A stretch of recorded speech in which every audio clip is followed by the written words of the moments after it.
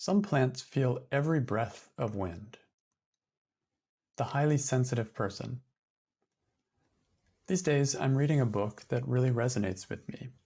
The Highly Sensitive Person by Elaine N. Aron. I first heard about the idea that some people are naturally born as highly sensitive and that it's not a flaw from a friend about a year ago. I was reminded of it again a few weeks ago by another friend. So I did the research and looked it up, and this book was written by the person who first researched it back in the 1990s. For me, the book is a turnaround. The author, through examples and reason, turns around the idea that being sensitive is an abnormality. She clearly distinguishes between neurosis, imbalance, and sensitivity.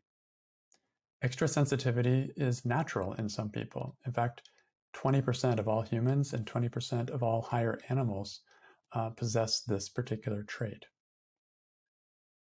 The problem is that the two things get confused: sensitivity and neurosis, or sensitivity and inhibition. They're not the same things. And I find this reframing to be very freeing. There's nothing wrong with me for quote unquote thinking too much or noticing the minutia that others don't really care about. It's just the way I'm wired. While being a highly sensitive person has its limitations, it also has its advantages. It comes with a lot of creativity, empathy, and ability to think deeply. But this kind of person needs extra care as well.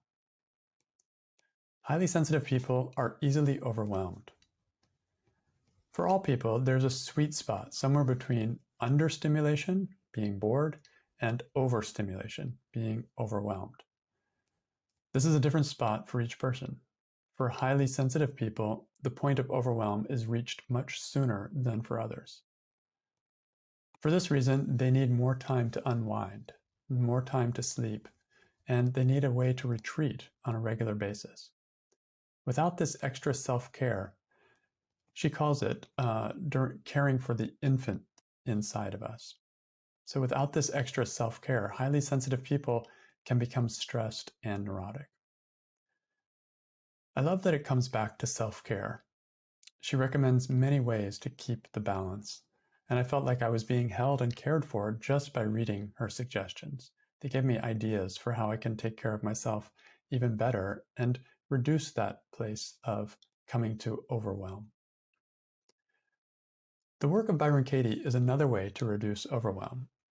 And the author of this article, of this book on the highly sensitive person, recommends meditation and self-care of all kinds. And I would add to her recommendation doing the work of Byron Katie. It has helped me so many times in the moment of overwhelm to calm back down and find balance. With tools like the work at our disposal, highly sensitive people can feel bolder to venture into the world and share their gifts and participate dynamically. If you think you might be a highly sensitive person or know someone who is, I highly recommend this book. The Work 101 is better than ever, and I'm really happy with new developments in the Work 101, allowing people to go at their own pace and to have a personal trainer who does all the assignments along with you. And I'm currently training several people, and I love the fact that I'm often doing the work now 2 or 3 times a day as a result. I'm also excited about the new self-study version that is almost ready, and I'll be introducing the first 15 lessons in the next week or so. This highly affordable version allows you to lead yourself through the exercise and material and refer back to it with lifetime access. I'll be letting you know when this is available soon. So let me close with a quote from Byron Katie, and this is from her book, 1,000 Names for Joy. For people who don't have inquiry, the ego may say, "There's no way back." And then the thought may be, "I'm going insane." But if inquiry is alive in you, you can't attach to any frightening thought.